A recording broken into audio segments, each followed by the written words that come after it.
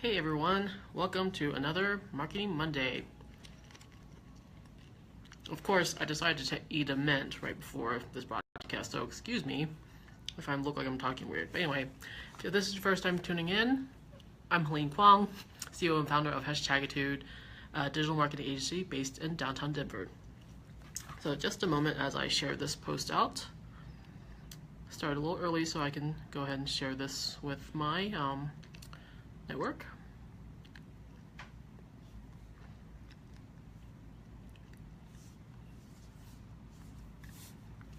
Hopefully everyone's having a good Monday so far, and if you do see the door open for a moment, it's just Will coming in.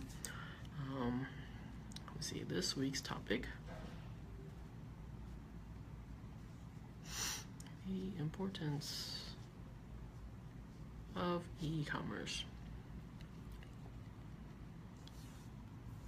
All right, so this week's theme is all about e-commerce and why it's important for both. I mean, if you're an online business, you kind of have to be doing e-commerce or some form of e-commerce, and if you're a brick and mortar business, it's also very important. So this Marketing Monday will be highlighting why e-commerce is important for brick and mortar businesses. So, e-commerce can help you pay the bills for your brick and mortar and also further your reach outside of your local area. But you would also need to make sure that you account for shipping, coding, logistics, just making sure that, of course, that you keep your inventory accurate across both the brick and mortar location and your online shopping portal. Okay, so brick and mortar stores can take advantage of e-commerce revenue because it's another revenue stream. And, if you have built your brick and mortar store over the last couple of years, you already have a local following, and just translating your in-store sales to also including e-commerce will help just grow your reach further. Brands can bring that influence, the in-person influence online by getting established customers to spread the word instead of relying on strangers to review or promote the business. So with e-commerce, you do get a larger audience. You can say hello. Hey guys. There's Will. Hashtagitude here. E-commerce. Yes, e-commerce. But anyway, so with growing your e-commerce audience, you can have a wider reach outside of the local area, and anyone who has access to the internet can visit your store. So brick and mortar businesses should venture onto the internet with e-commerce because you can all these sirens are getting to me. Anyways, business is open for 24/7. Consumers can buy your products from home in their jammies. They'll still be customers of your brick and mortar store, but you can also give them the option of not having to get up and visit the physical location when they can just visit your online shop. But e-commerce can sound positive, but of course there are a few things that you need to keep in mind before you fully set up an e-commerce side of your brick and mortar business. First thing is shipping. Make sure, of course, that you're accounting for the time and money that's involved in shipping your products. So if you have large products that normally would weigh 10, 20 pounds, remember to account for the fact that that's going to cost a little more in shipping. Also, make sure if you have fragile items that you are well aware of how to pack your items before you ship them and they end up broken to your customers. E-commerce actually does cost a little less than traditional means, though. So there's no there's no overhead in terms. Well, I guess the only overhead that's involved in e-commerce would be just where you store your inventory. And if your inventory is anything perishable, of course you need to make sure that the stuff that you create is fresh and that it'll stay fresh when you mail it off to your customers. So another extra cost is the software that it would take to safely process a transaction. With e-commerce, you do have to make sure you have a secure payment portal for your customers, whether you're using PayPal as your as the portal to where you take your money, or if you use Shopify or some other for a way to get customers' credit card information. Of course, always just make sure you have an SSL security certificate so that when customers are shopping on your website, they feel safe knowing that if they give you their credit card information, then it's not going to get hacked into and stolen.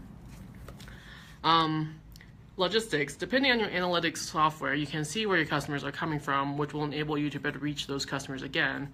And you can also plan some remarketing campaigns in the future with those customers. Even if you do go on vacation with your brick and mortar business, your online shop can still stay open as long as, of course, you have someone, a staff member or family member or somebody to help you out with making sure that the orders are still getting shipped off for e-commerce orders. So 2 tips to finish up this broadcast with. So test, and retest. You have the option of creating multiple advertising strategies to attract the most customers to your e-commerce portal. A/B test until you find a formula that works best for your consumers and also for your whatever kinds of products you do sell. Don't open the floodgates and have all of your products available online right away. That might seem a little stressful in many ways. Make sure, of course, that you do have all your inventory accurately tracked.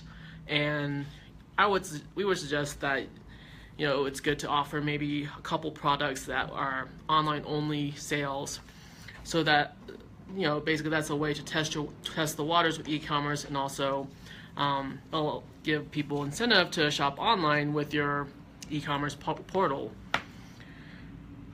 and vice versa. Of course, if you want to have a few products that are in-person only, market those up.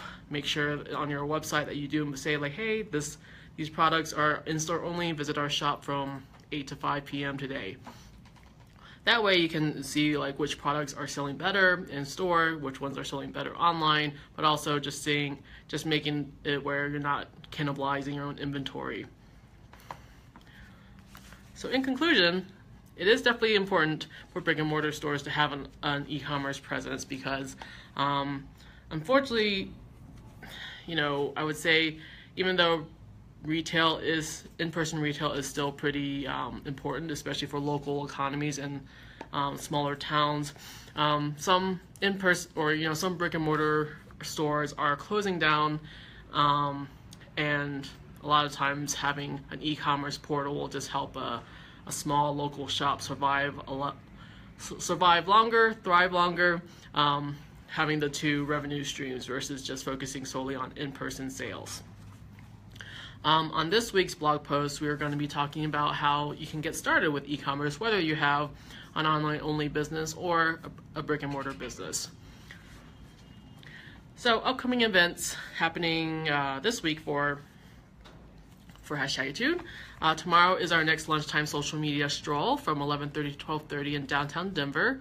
So, if you'd like to join, click over to our events on our Facebook page, and you can RSVP and join us to talk about social media tools.